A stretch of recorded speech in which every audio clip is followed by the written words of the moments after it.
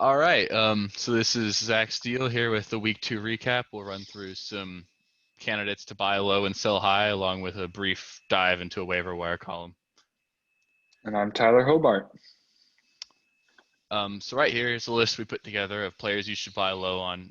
Number one's Michael Thomas. I know he's not at full health, and hell, he might not play this week either. But you're getting, in most people's eyes, the wide receiver one in all of fantasy, and you're getting him at a time where the owner is probably sitting at 0-2 because their first round And draft picks done nothing for them through 2 weeks, so they're hurting. and They if you need, got players to spare, this is the time to buy. yeah. If you're 2-0 or even 1-1 in a weak division or something, you can totally put some chips in there, and down the line he's going to Just pay feel it off.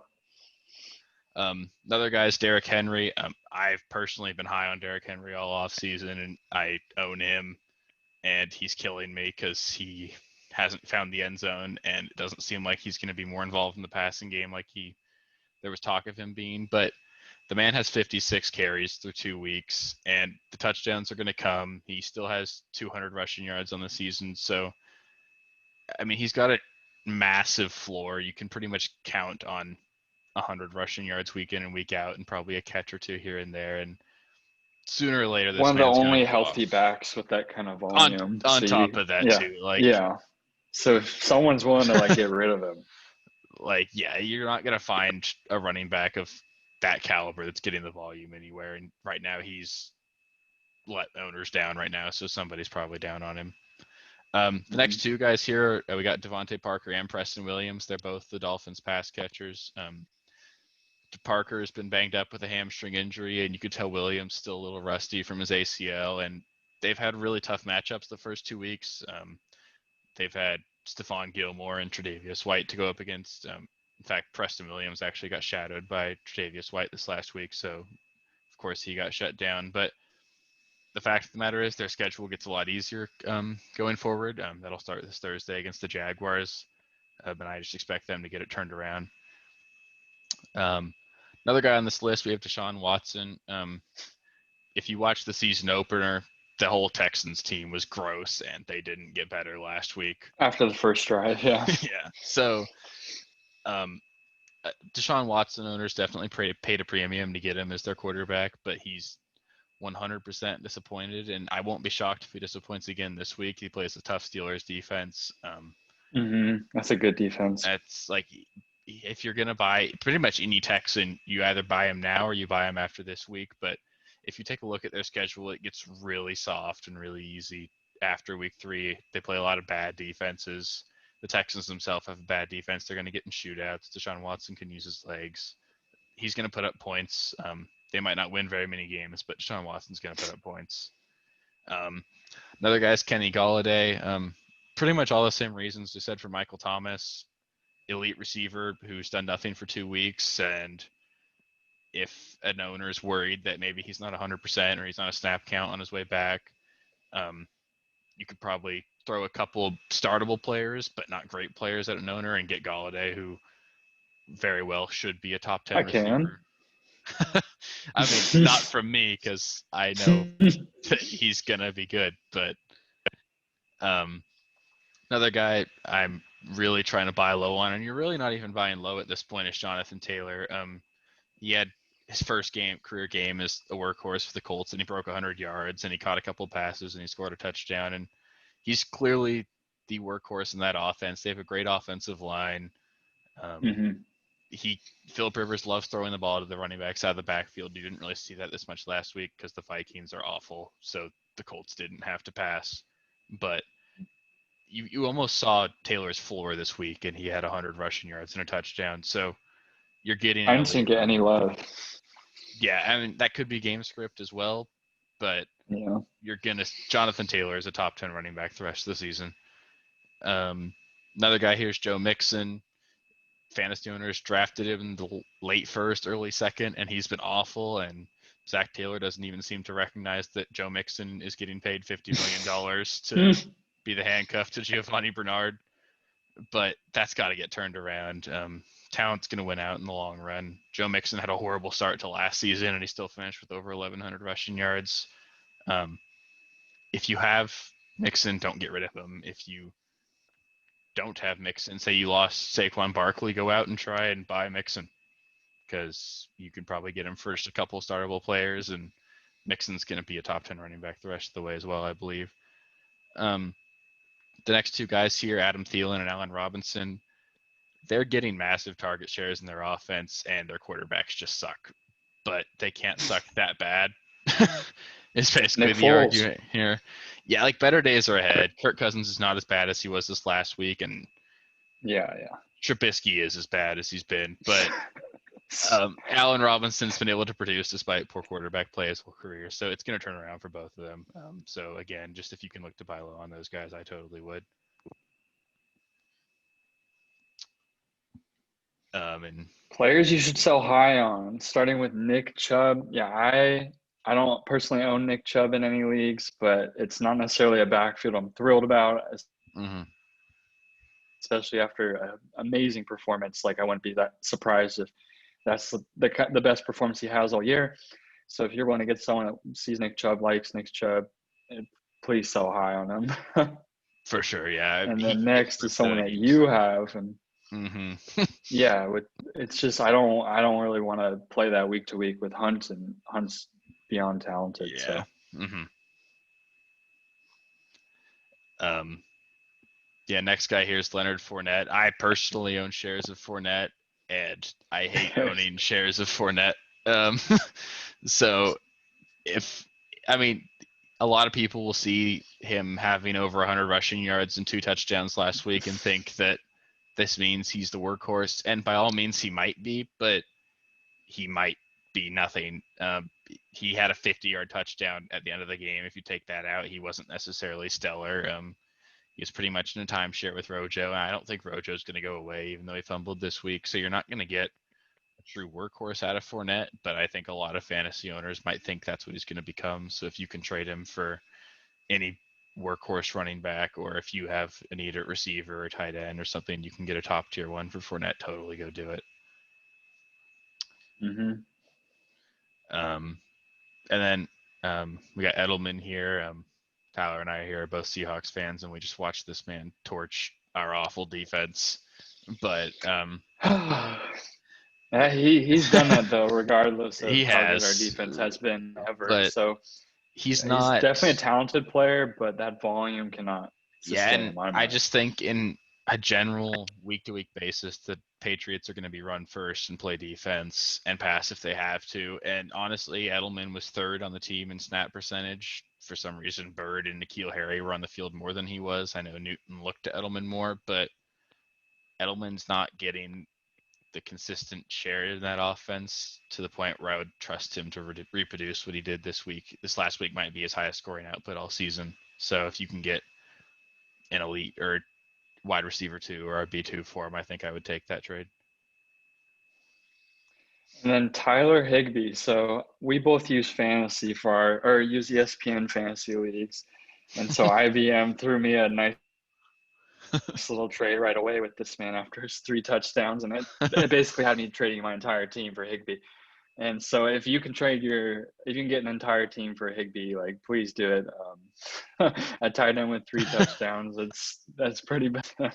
Don't use IBM also. If you can take one thing from this, don't use IBM. It's just fun. If you're feeling bad, it's fun to look at, but don't use it. But yeah, 3 touchdowns on 5 receptions. I know Higbee's pretty involved in that offense, and I do think he's a top 12 tight end the rest of the season, so he's certainly I'd love to own him, but I would. But if anybody out there thinks he's suddenly a top 3 tight end, no. Another guy here, we've got Aaron Jones. Don't get me wrong, Aaron Jones is an elite talent, but he played 48% of the Packers' offensive snaps. For some reason, they feel the need to get Jamal Williams involved, and A.J. Dillon stole some snaps at the end of the game too.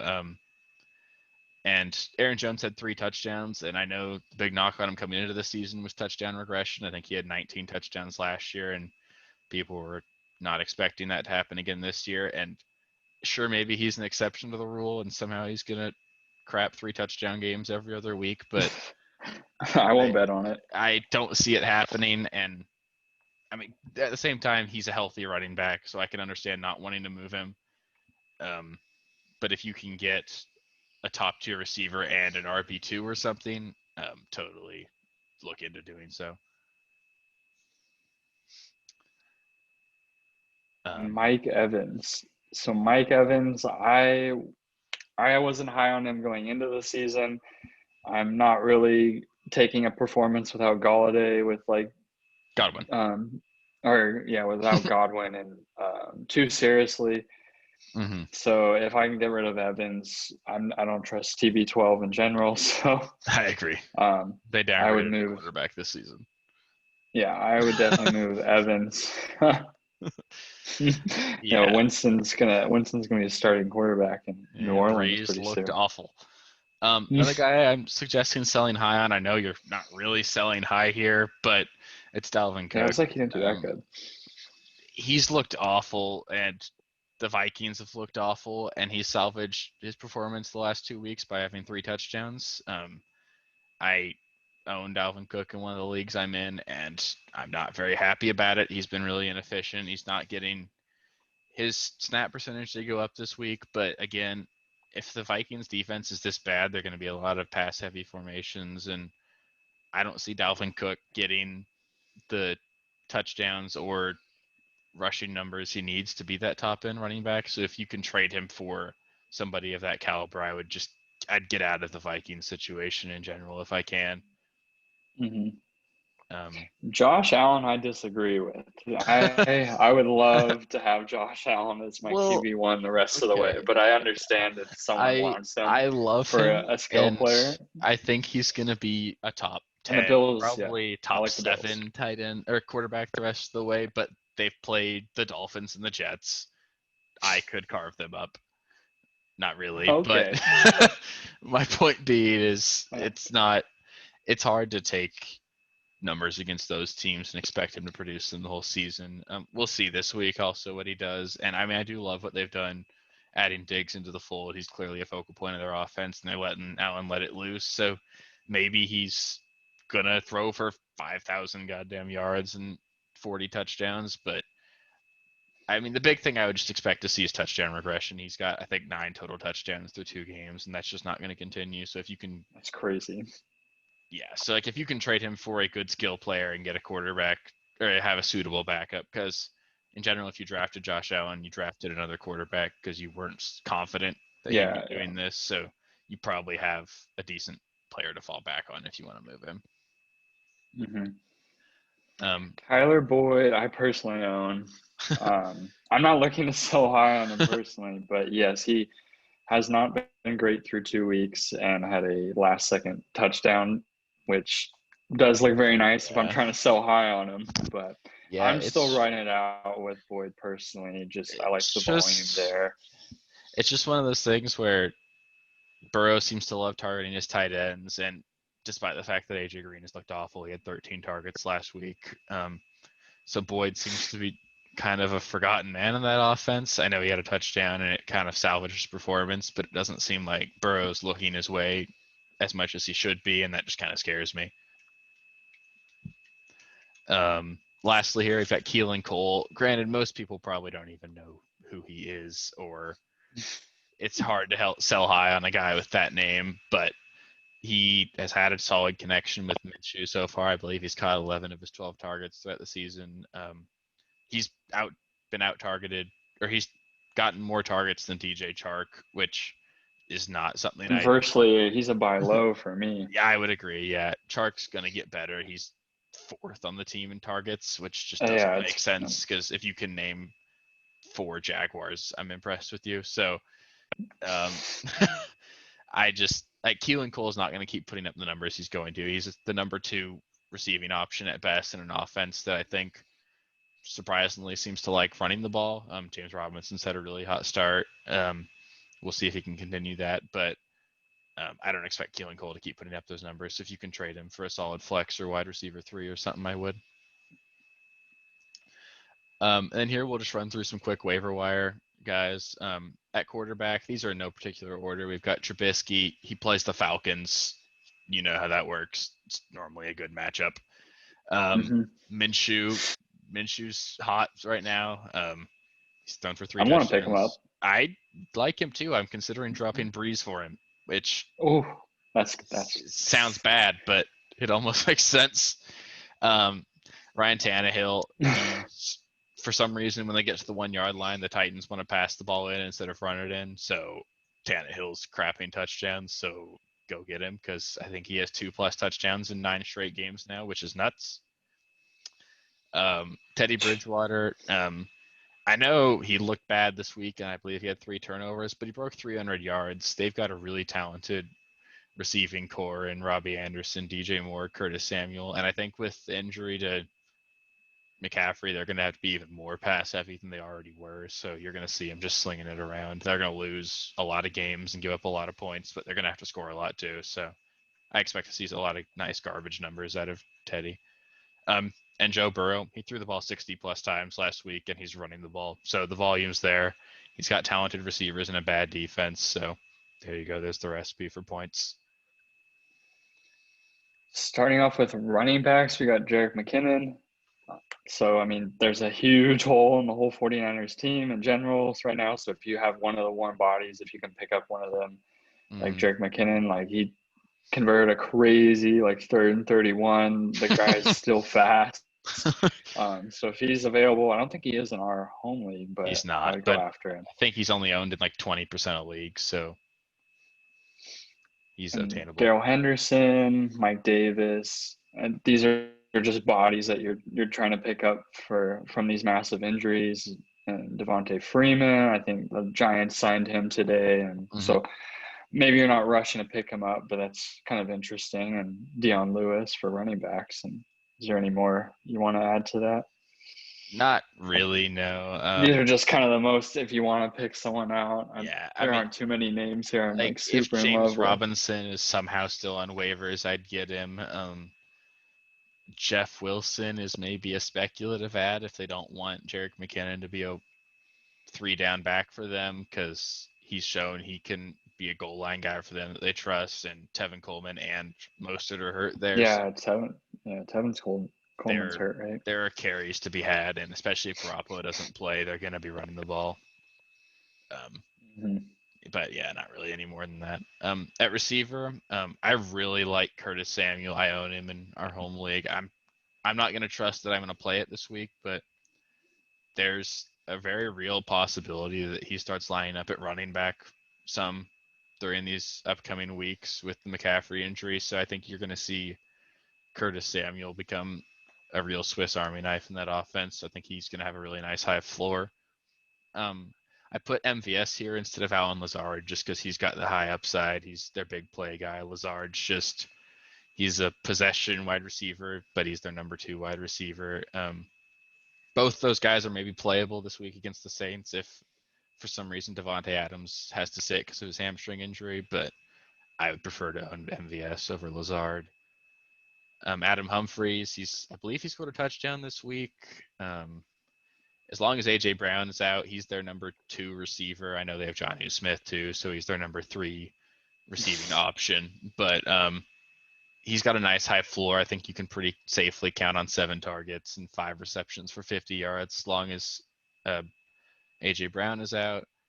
Anthony Miller, if they're winning, he's not good because he doesn't see the field because they'll just run the ball. But like, for example, this week against the Falcons, I think that game's going to be a shootout because every Falcon game is. So I won't be shocked if Anthony Miller has a big day. And Laviska Shenault, he's all over the field for the Jaguars. I know he hasn't. I like him. He's fun.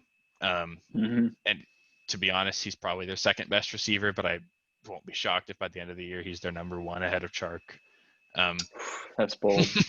They're using him all over the field, and he looks like a young Cordarrelle Patterson kind of to me. I like him. I don't think you're picking him up to play him this week, but keep an eye on him for the rest of the season. And if you want to take tight ends, because I'm going to be honest, I haven't taken a look at too many tight end holes I need to fill. So he owns Kelsey. Yeah, he's been nice. But yeah, Drew Sample with the injury to Uzama, I think he had 11 targets last week, which is nuts. Joe Burrow likes to throw the ball at Oh, the that's speed of light. right. Yeah, he had Yeah. crazy amount of targets. Okay. Jordan But Akins has pretty clearly established himself as the number one receiving option at tight end for the Texans. I know that whole offense has been gross so far, but he's been a bright spot. He had a touchdown week 1. I think he had a career high in receptions this last week. He had 7. So um, he's a tight end that's maybe worth adding in deeper leagues. Logan Thomas is getting a massive target share in Washington.